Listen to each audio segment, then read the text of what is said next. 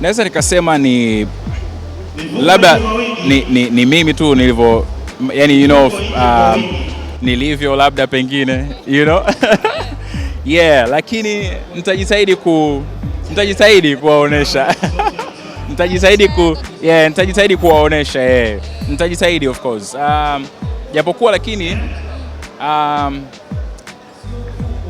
huwa napendelea, kwa mfano kama wewe ni girlfriend wangu, nitapendelea wewe uridhie. Kama ni kutokea kwenye mitandao, ukiridhia wewe, I don't have a problem with it. Yani sina neno. Sio kwamba unaficha. Sio kwamba naficha.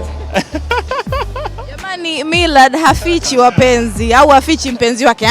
Ina maana inawezekana kwamba mkeo hajaridhia tu kwa public. Inawezekana, mimi kusema kweli, haimaanishi kwamba nimepita kwenye relationship nyingi, lakini girlfriends wangu wote hawakuwahi kupenda kuwa public. Hawakuwahi kupenda kuwa public.